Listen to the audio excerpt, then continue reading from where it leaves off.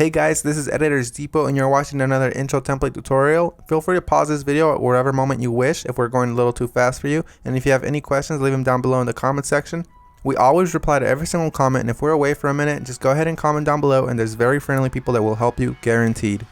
It's important to remember that this is a pre-made tutorial that we've carefully selected and approved because we noticed that it works the exact same way. If you have any questions, comments, or it's just not working for you, just leave a comment down below and we'll get back to you, guaranteed. Now this tutorial requires both Adobe After Effects and Cinema 4D. You will absolutely require them. If you do not have them, go ahead and visit EditorsDepot.com. We can do any template customization at very affordable prices. Just feel free to select the template you wish and check out with it and detail everything you want on the template. Now that that's out of the way, all you're going to want to do is open up the Cinema 4D file. So here it is, and we already have it open, so we're going to go ahead and bring it up.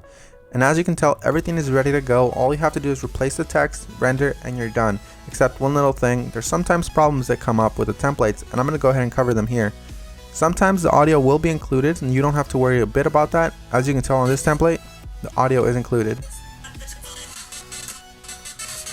It's not a problem at all. And sometimes the font is not included. If it's not, all you want to do is of course look for the text layers. They will look a little like this.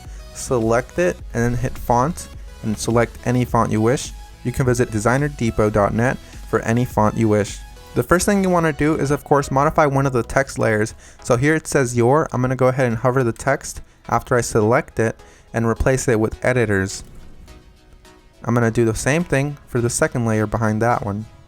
I'm going to hover the text and write editors. Now that that's done, I'm going to go ahead and render preview.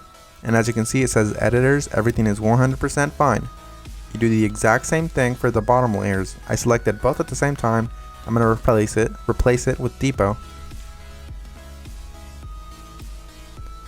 Once I go ahead and render preview, it looks amazing and I'm happy with it. I'm 100% happy with the colors because it's red and Editors Depot is red. But if you're not happy with the colors, you can simply come down below, double click it, and make any modifications you wish. Whether it's make it green, make it blue, or blend it all together and make a little purple. I'm going to go ahead and keep it this way, and I'm going to go ahead and go to my render settings now. Once you're in the render settings, you're going to want to make sure that your width and height is set to 1920 x 1080 if you have a very good computer or decent computer and you have time. If you have a slow computer and you probably don't have that much time, you make sure you set it 1280 by 720. You want to make sure you tick all frames, and then you go to save. You make sure it has a PNG sequence for a faster render that does not reduce quality at all. And you want to make sure you select file here. Make sure you make a folder for this one render sequence that's alone and empty. Mine is template render, and I'm going to name my every single sequence render. You close that and you begin the render.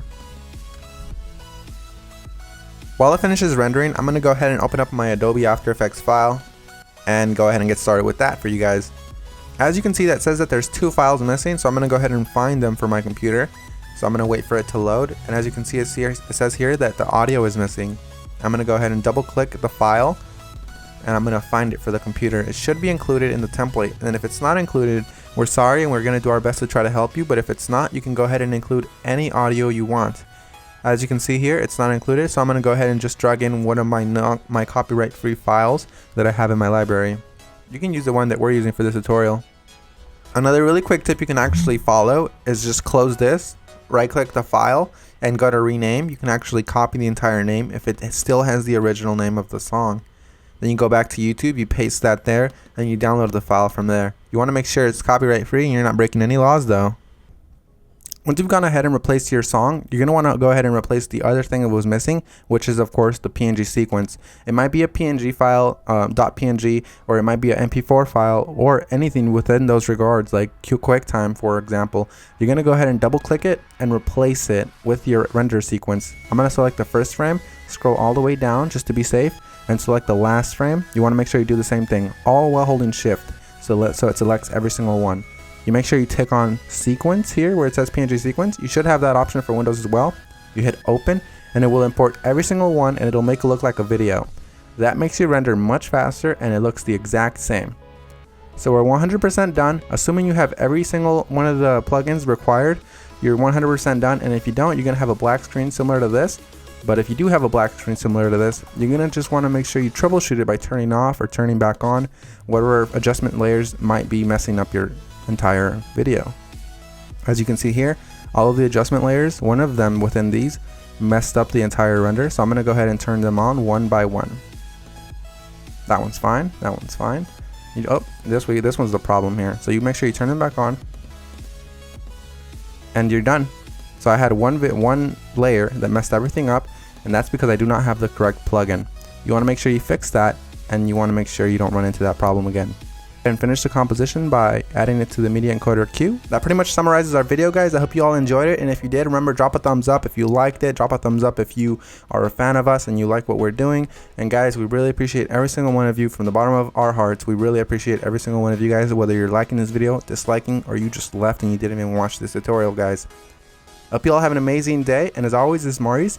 Visit EditorsDepot.com for any customization of templates, and have an amazing day. Take care, guys.